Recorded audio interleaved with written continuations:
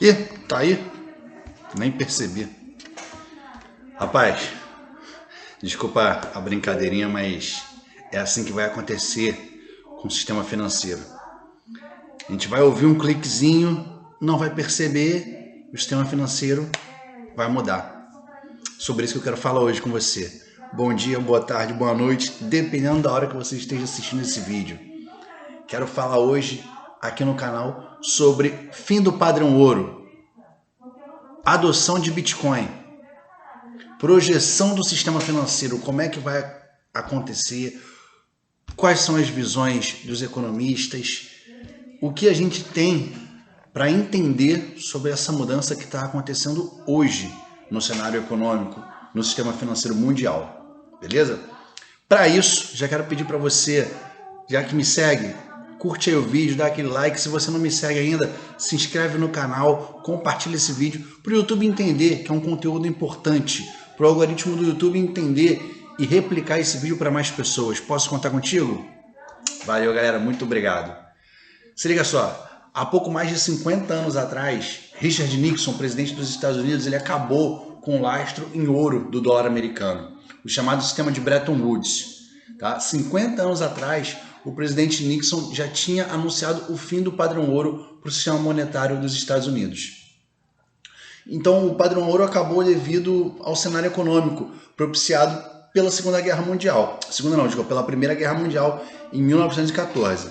Naquela época, as potências econômicas tiveram uma alta demanda para emitir dinheiro para custear esse conflito, né? E com o fim da guerra, as reservas de metal praticamente se esgotaram.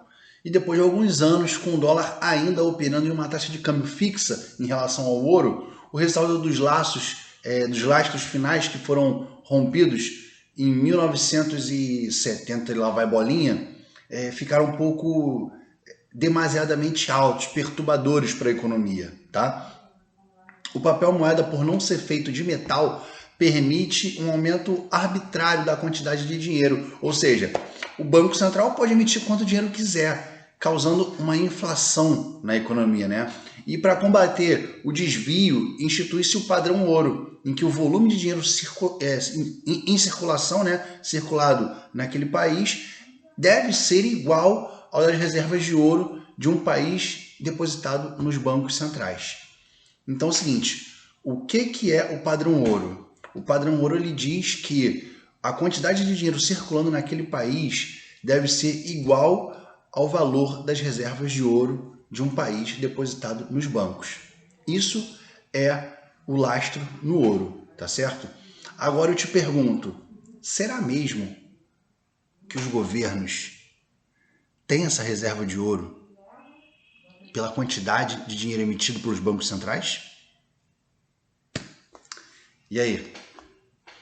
Nixon lá atrás, ele já tinha cancelado, né, dado fim no padrão ouro devido a toda a alta demanda para emitir dinheiro, tá certo?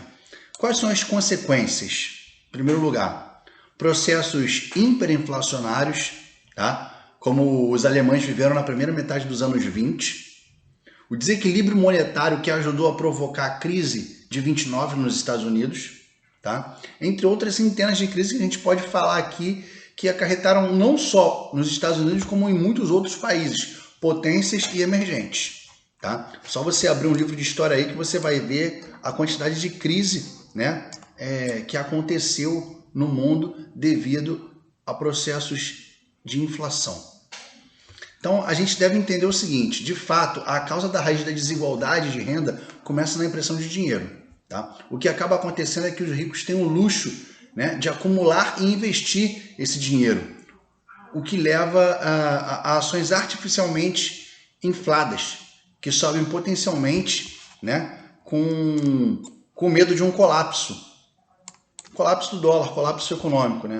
O que acontece em grandes países que têm cidadãos que possuem a custódia de grandes fortunas, né? Eles não fazem circular esse dinheiro, eles investem, guardam, poupam, tá? E isso acaba causando um déficit de circulação de papel moeda. o que acarreta o Banco Central a emitir mais papel moeda para poder suprir a demanda daquele país. E isso aí é um efeito dominó. É um efeito dominó, beleza? Cara, nos casos da crise de 2008 dos Estados Unidos e da pandemia de 2020, né? Bom, para quem não sabe, 2008 foi aquela crise imobiliária que aconteceu nos Estados Unidos, tá? E a pandemia de 2020 está aí.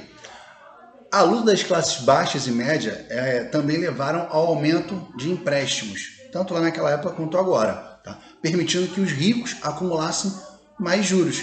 Por que, Gabriel? Vou te falar. Se eles têm investimentos, capital, obviamente que quando você tem mais pessoas tomadoras de empréstimos, são mais juros a ser pago aos bancos. Em contrapartida, são mais juros que os bancos vão pagar para quem tem seu dinheiro investido, tá certo? Além disso, as recessões aceleram o monopólio de habitação e do mercado imobiliário, com recursos mais restritos, óbvio, evitando que milhões de pessoas façam pagamentos necessários para ter a casa própria, tá?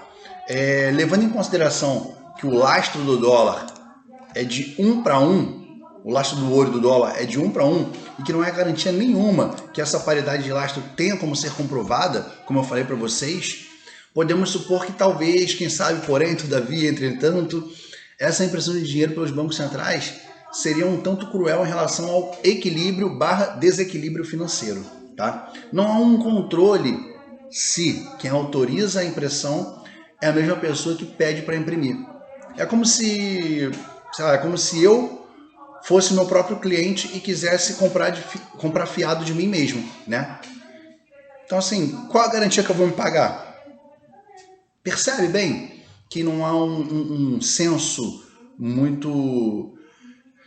Eu não sei se posso falar que é um senso inteligente, não sei se posso falar que é um senso de coerência, né? Porque o banco o órgão que autoriza a emissão de papel moeda é o mesmo que emite. Como pode, né? Então, assim, o que as criptomoedas, o Bitcoin, vem propor é o seguinte, é um controle viabilizado por uma tecnologia chamada de blockchain, tá? Que talvez seria remediável para esse problema. Num futuro ainda distante, porque a gente depende muito da adoção das criptomoedas do Bitcoin, né? É uma solução para a crise financeira de diversos países, talvez. Uma solução para má distribuição de riquezas e, por que não mencionar, uma grande arma contra a lavagem de dinheiro e crimes fiscais. Tá certo? Um recente estudo não apenas descobriu que a adoção do Bitcoin está disparando, tá? Como ela tem crescido 2.300% desde o terceiro trimestre de 2019, beleza? Mas também é o seguinte, como mercados emergentes estão recorrendo ao Bitcoin para preservar suas economias em face da severa desvalorização da moeda nacional, como Argentina, Venezuela, Senegal, países africanos, né? A adoção na América do Norte, na Europa Ocidental, na Ásia Oriental tem sido impulsionada principalmente por atores institucionais, grandes empresas, bancos centrais, tá certo? Instituições financeiras que estão fazendo aportes para ter Bitcoin custodiado. A adoção global do Bitcoin e de criptomoedas disparou em um ano mais de 800%. Tá? Descobriram novos dados da Chainalysis, que é o índice de adoção de criptografia global do cenário mundial, né? E a empresa divulgou que entre julho de 2020 e junho de 2021, diversos países estão ativos em Bitcoin, né? O histórico dos últimos 12 anos do Bitcoin, ele demonstra que não é um modismo pronto para morrer a qualquer momento, tá certo? A narrativa ela está crescendo ainda mais nas direções necessárias para a adoção do Bitcoin e das criptomoedas. O Bitcoin é um jogo a longo prazo, ele vai continuar a operar como tal, tá? Os sistemas monetários e as estruturas sociais não mudam da noite para o dia.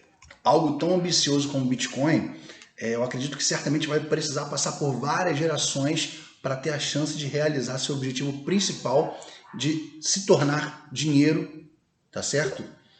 E tornar o papel moeda impotente. O que eu acho que tem muitos vieses para não acontecer também, beleza? Mas assim, quando todos estão no controle do Bitcoin, ele acaba não sendo controlado por ninguém. Enquanto todos estão no controle do Bitcoin, se é que pode se dizer isso, ele não é controlado por ninguém. Ao contrário do antigo padrão ouro do dólar. Atuando de uma forma mais digital, o Bitcoin dá ao cidadão como acesso mais fácil para armazenar riqueza.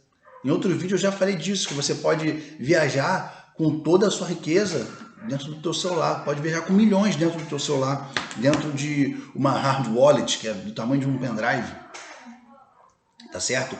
E assim, há essa viabilidade em comparação com outros investimentos mais caros e possivelmente mais arriscados, como ações, imóveis, tá certo? Isso é importante quando mais uma vez temos em mente o grande influxo de dinheiro impresso nos últimos anos. A inflação não atingiu a taxa que teoricamente deveria atingir. Isso é preocupante, tanto para a saúde financeira do teu bolso, como para a saúde financeira do país onde você mora. As relações entre Bitcoin e papel moeda, por mais que você não consiga enxergar, elas são correlacionadas, tá certo? Por quê? Como eu falei no início do vídeo, o fim do padrão ouro decretou o fim do lastro do dinheiro no ouro. Então, a garantia que talvez era dada para tanto dinheiro circular era que tinha ouro suficiente para cobrir o déficit monetário. Mas quem garante, na verdade, que a reserva de ouro é tamanha tanto quanto a impressão de grana? E falando de Bitcoin e da sua adoção, quando você trabalha com Bitcoin, quando você emite Bitcoin, é tudo registrado na blockchain, tá certo?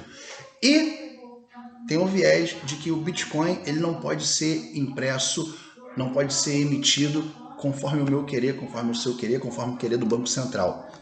O Bitcoin ele tem um número limite para sua emissão. Tá certo? Então, de fato, a sua escassez gera valor. É quase igual ao ouro, né? As pessoas falam que o Bitcoin é o ouro digital. Por que o ouro é tão valioso? Por que ele vale tanto? Por causa da sua escassez, porque é difícil de encontrar. Tá certo? Você não encontra ouro assim à toa. Você tem que minerar, tem que ir para as minas, né? Tem que escavar. E por isso, e aí está um fator do seu valor intrínseco, a sua escassez.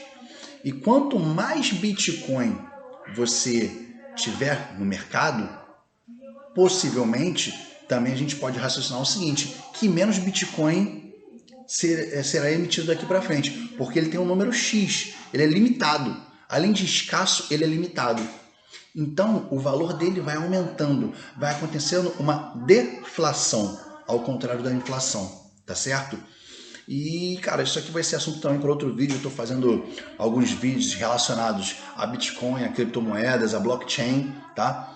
Não perde, fica comigo, que daqui a pouco tem mais vídeo. Um abraço aí, boa colheita.